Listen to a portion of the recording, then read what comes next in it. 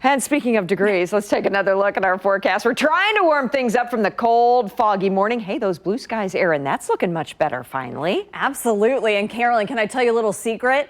I was a little worried this morning about how much we were going to climb with our temperatures given how thick that fog was this morning. And we do still have some of those hazy skies. This is actually a live look right now from our KB Complete City camera from Briarcliff looking towards the south. Normally we'd see our downtown skyline in this view. And although we do have some clearing here towards our camera, once you look to the south towards downtown Kansas City, where we normally see that downtown skyline, it's just a sheet of white with that fog still out there for some of us at the lunch hour today. But the good news, we're beginning to see breaks in the fog and our temperatures are rebounding. We're up to 33 degrees now, which is almost 10 degrees warmer than we were earlier this morning. And we're even beginning to see some folks that are popping into the upper 30s. So that will give us some more melting, especially where we have more of that snowpack on the ground south and east across our area. We're at 37 degrees right now in Lee Summit, 34 in Independence, Overland Park, Olathe, Shawnee,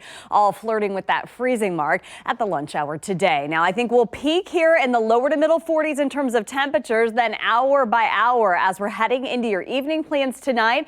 Say about 7 o'clock, we'll begin to drift back into those 30s in terms of temperatures. Now, I do think as we're heading towards later this evening, Gary Amble may have just a couple of very light areas of rain on the radar that he'll be tracking as we're heading into your evening plans tonight. This is the very latest update of our Storm Track 5 forecast track. I just updated this for you here during the commercial break, and you can see we do have just a few little hints of green. This is 7 o'clock tonight, but as I move this through time, you can see this isn't going to be fairly heavy.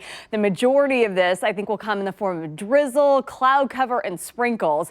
We're going to wait for the end of the work week. I think that'll be our next more significant storm system that will move into our area. So I want to look ahead with you today at noon just to give you plenty of advanced planning with this next storm system that's on the way that'll have a bigger impact across our area. And it looks pretty similar in terms of the placement and the timeline to the storm system that we just saw Friday, Saturday last week with that freezing rain mixing with snow. This is a look Friday morning. And if I'm concerned about any time period between now and the weekend, it's Friday morning for travel across our area with that winter mix expected across our area for the first half of the day. And then we'll begin to transition as we see those warmer temperatures trying to move in by the afternoon. That may give us more of a cold rain the rest of the day. But we will be keeping a close eye on that system in addition to our Chiefs forecast as we are gearing up for such a huge game out at Arrowhead as we're heading towards your Sunday afternoon. It's going to be cold for tailgating, 15